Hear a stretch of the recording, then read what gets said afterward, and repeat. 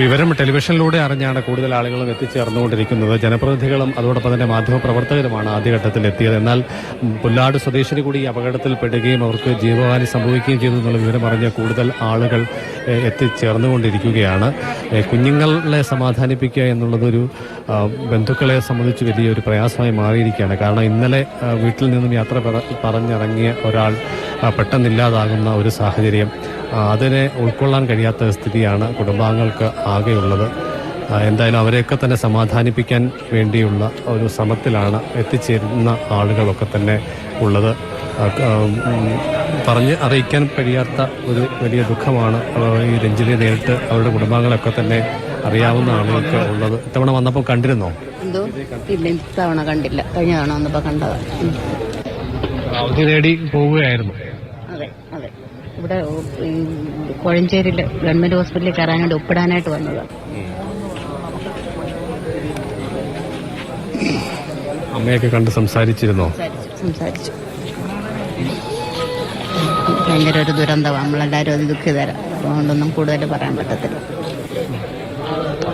അതെ, ബന്ധുക്കളെ സംബന്ധിച്ചിടത്തോളം കുഞ്ഞുങ്ങളെയും കുടുംബാംഗങ്ങളെയും ഒക്കെ തന്നെ ആശ്വസിപ്പിക്കുക പ്രയാസകരമാണ്. സമീപകാലത്ത് നമ്മുടെ നാട് കൂടി നേരിടുന്ന ഒരു വലിയ പ്രയാസമാണ്. വലിയ പ്രയാസം തന്നെയാണ്.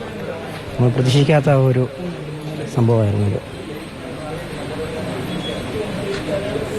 വാക്കുകളിൽ പ്രകടമാക്കാൻ കഴിയാത്ത ദുഃഖത്തിലാണ് വന്നു ചേർന്നിട്ടുള്ള ആളുകളൊക്കെ തന്നെ ഉള്ളത്. എന്തായാലും ലോകത്തെ തന്നെ നടുക്കിയ ഒരു വലിയ ദുരന്തത്തിൽ മലയാളിയായ ഒരാൾ കൂടി ഉണ്ട് എന്നുള്ളത് സമീപവാസികളെയും നാട്ടുകാരെയും ഒക്കെ തന്നെ പ്രയാസത്തിൽ ആക്കുന്നുമുണ്ട്.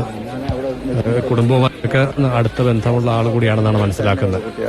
ബന്ധുവാണ്. അവൾ 2 ദിവസം മുമ്പാണ് പോയത്. അവളാണ് ഈ വീടിൻ്റെ അത്താണി. 2 കൊച്ചു പിള്ളേരാണ്. അവൾ പണിതുകൊണ്ടിരിക്കുന്ന വീടായത്. ഇത് പൂർത്തിയാക്കാൻ പറ്റിയില്ല. അമ്മയാണെങ്കിൽ റിസർവേഷനിലാണ്. പിന്നെ 2 സഹോദരങ്ങളാണുള്ളത്. അവരവരുടെ ജീവിതം നോക്കി നടക്കുന്നു. അവിടെ വന്നപ്പം കണ്ടിരുന്നോ? കാണുകയോ സംസാരിക്കുകയോ ചെയ്ത്? 2 മാസം മുമ്പ് അവൾ വന്ന് കണ്ടതായിരുന്നു. ഇവിടെ അമ്പലത്തിലെ പരിപാടിക്ക് വന്നിരുന്നു. അന്ന് കണ്ടതാണ്. കഴിഞ്ഞ ദിവസം വന്നിട്ട് പോയതേ ഉള്ളൂ. PSCയുടെ എന്തോ എക്സാം എഴുതാൻ വേണ്ടി വന്നിട്ട് പോയത്. പിള്ളേരൊക്കെ ഇവിടെ ആയതുകൊണ്ട് അവിടുത്തെ ശമ്പളം വേണ്ടെന്ന് വെച്ചിട്ട് ഇവിടെ എങ്ങനെയും സെറ്റിൽ ആകാൻ വേണ്ടിയുള്ള ഇതിനു വേണ്ടി ഓടി വന്നത്. ഈ അപകടത്തിന്റെ വിവരം എങ്ങനെയാണ് അങ്ങ് അറിയുന്നത്? ഇപ്പൊ ഇവിടെ ഞങ്ങളൊക്കെ അറിഞ്ഞത് ന്യൂസ് വഴിയാണ്. പിന്നെ വാട്സാപ്പിലൊക്കെ ഇങ്ങനെ പിന്നെ നിങ്ങളുടെ ന്യൂസിൽ കൂടെ കണ്ടു. പിന്നെ പെട്ടെന്ന് എല്ലാവരും ഓടി വന്ന അമ്മയോടൊക്കെ സംസാരിക്കാനുള്ള സാവകാശം ഉണ്ടായിരുന്നോ? ഉണ്ടായിരുന്നു. ഇപ്പോഴാണ് നിങ്ങളൊക്കെ വന്നു കഴിഞ്ഞാൽ അവിടെ കുറച്ച് ഇതായത്. അതിന് മുമ്പ് നമുക്ക് സംസാരിച്ചു. പുള്ളിക്കാരത്തെ ഇപ്പോഴാണ് മനസ്സിലായതെന്ന് തോന്നുന്നു. അതുവരെയും ദൈവത്തെ വിളിച്ചുകൊണ്ടിരിക്കുകയായിരുന്നു. എല്ലാവരും മീഡിയക്കാരിൽ പോലും ഇപ്പോഴാണ് കൂടുതലായിട്ട് അറിവ് കിട്ടിയേക്കുന്നത്. സംഭവിച്ചത് കുഞ്ഞിനും ആ സമയത്താണ് അറിവ് കിട്ടിയേക്കുന്നത്. മരിച്ചു എന്നുള്ള ഒരു തോന്നൽ വന്നിട്ടുണ്ട്. ഞങ്ങൾക്ക് അങ്ങനെ ഒരുപാടൊന്നും വരാറില്ല. എന്തെങ്കിലുമൊക്കെ കല്യാണം അങ്ങനെയൊക്കെയുള്ള ഇതിൽ അപ്പം പുള്ളിക്കാരത്തേക്ക് സംശയമായി. അപ്പോഴാണ് നിങ്ങളെല്ലാം കൂടെ വന്നത്. ഇനി എന്താ ചെയ്യുമ്പോൾ നിങ്ങൾ എന്തെങ്കിലും അടുത്ത വല്ല നിങ്ങൾക്കും എല്ലാവർക്കും വല്ലതും ഉണ്ടോ? ഡിസ്ട്രിക്ട് അഡ്മിനിസ്ട്രേഷന്റെ ഭാഗത്തുനിന്നായിരിക്കും കൂടുതൽ അറിയിപ്പ്. സർക്കാർ തലത്തിൽ തന്നെ അത് വരും എന്നുള്ളതാണ് നമ്മൾ പ്രതീക്ഷിക്കുന്നത്. ഭയങ്കര ദുരന്തമായി. ഇപ്പോൾ സഹിക്കാൻ പറ്റുന്നില്ല. കാരണം കൊച്ചിലെ മുതലൂടെ നടന്ന എല്ലാവർക്കും വലിയ കാര്യം ഒക്കെയായിരുന്നു. എല്ലാവരും വന്നു കഴിഞ്ഞ് എല്ലാവരും വീട്ടിൽ പോവുകയും സംസാരിക്കുകയും എല്ലാവരോടും നല്ലൊരു ബന്ധം പുലർത്തിക്കുന്ന കുട്ടിയാണ്. ഇപ്പം എന്താ കുഞ്ഞുങ്ങളുടെ കാര്യം എന്താണെന്ന് ദൈവത്തിനറിയാം. ഏതൊരാളുടെ വലിയ ആഗ്രഹങ്ങളിലൊന്നാണ് വീടെന്നുള്ളതിന്റെ പൂർത്തീകരണം. അത് പാതി വഴിയിലാണ്. അതെ, വൻ ദുരന്തമാണ് നേരിട്ടുകൊണ്ടിരിക്കുന്നത്. 2 കൊച്ചു കുട്ടികൾക്ക് അമ്മയില്ലാതായി, അമ്മയ്ക്ക് മോളില്ലാതായി. അതൊരു വൻ ദുരന്തമാണ് ശരിക്കും. ഒരു അമ്മ അസുഖകാരിയാണ്. എന്ത് പറയാൻ, സംഭവിക്കാനുള്ള സംഭവിച്ചു. ബാക്കിയുള്ളതൊക്കെ ഡിസ്ട്രിക്ട് അതോറിറ്റീസിൻ്റെ ഒക്കെ എന്താണ് വരുന്നതെന്ന് നമുക്ക് നോക്കാം. പുല്ലാട് വടക്കേക്കവല കാഞ്ഞോൺ വീട്ടിൽ ഗോപകുമാറിന്റെ 3 മക്കളിൽ ഇളയ ആളാണ് രഞ്ജിത.